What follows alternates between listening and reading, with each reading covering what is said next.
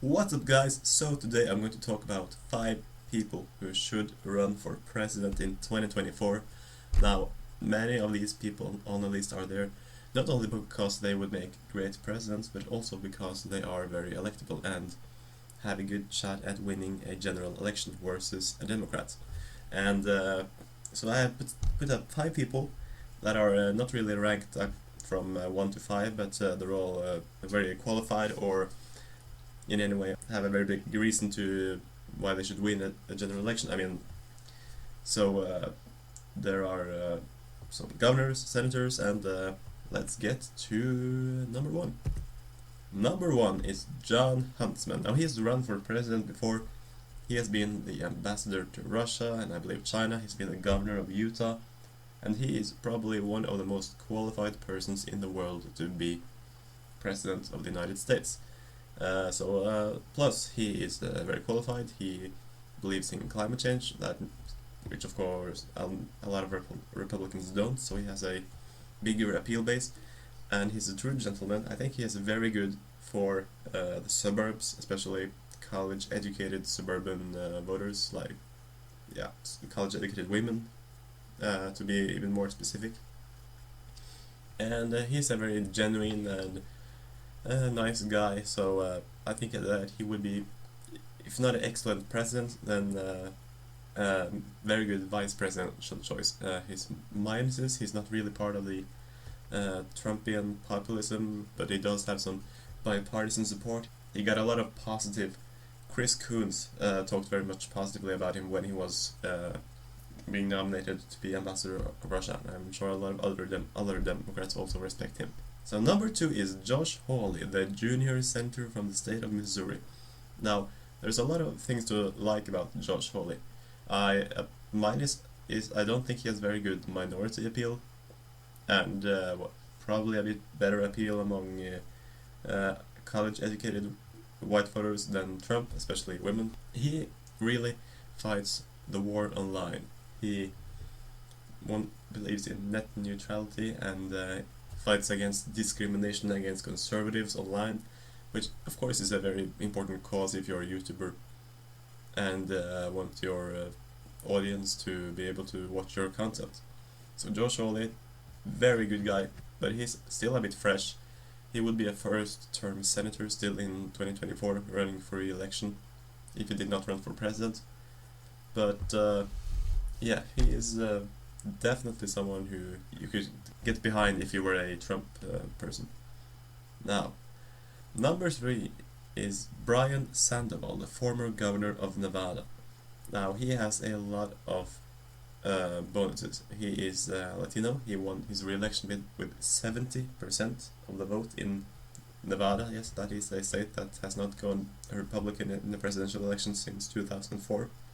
Trump came close to winning it, but he did not. Anyway, so he was a very popular governor for 8 years. He has a very good appeal to, I don't know about African Americans, but definitely Latinos. I mean, he would have no problems with carrying states like Nevada, Arizona, Texas, and Florida. So I think that he would be an excellent choice. Minuses, he's quite moderate. He does not have the same focus on the populist priorities that many Trumpian Republicans look at, but he is definitely someone that could rally a strong base. Now, Bush did much better among Latinos than McCain, Romney, or Trump did, so Brian Sandoval could eat into that and maybe even do better among Latinos than Bush did. Number 4 might be maybe the biggest surprise so far to everyone, and this is the former governor of Virginia, Bob McDonnell. And I wasn't gonna put him on this list. I thought that he's past being indicted and even put in prison would disqualify him, but he was actually exonerated. He was cleared of all charges after the Supreme Court overturned the decision, which was about receiving illegal gifts from some rich dude along with his wife. But he was a star in the GOP when he was the governor of Virginia, and I have no reason to believe that he would be a bad choice in a presidential election, though he's not politically active anymore. but he was considered a possible candidate in 2012 and then 2016. So who knows? Maybe he's probably not going to run. That's a that's a disclaimer, but he would definitely be a very good candidate. And number 5 is Ron DeSantis, the current governor of Florida. Now he is a true populist. He is a true Trumper, and still a very very popular governor, even among some Democrats in the states that has been consistently a swing state during the last 20-30 years. He does actually have better a minority appeal than most people would expect. He did quite well among African Americans, even though he was running against Andrew Gillum.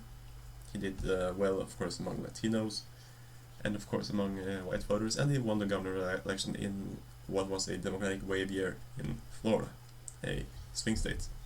And he's very popular. He has done a lot of good, especially in handling the coronavirus crisis.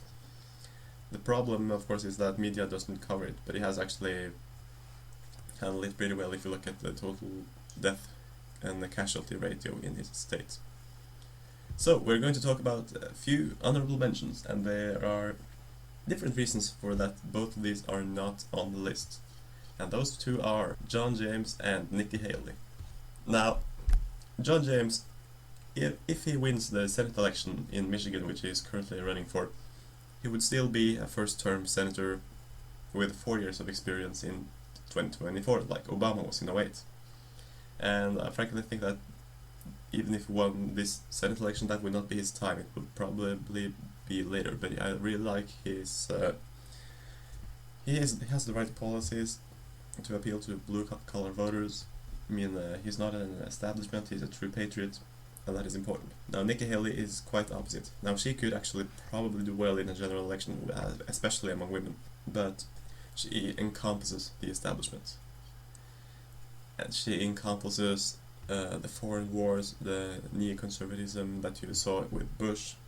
She is not really on Trump's side in many issues, and it would not be the correct path forward to go with a President Nikki Haley or to lead the Republican ticket.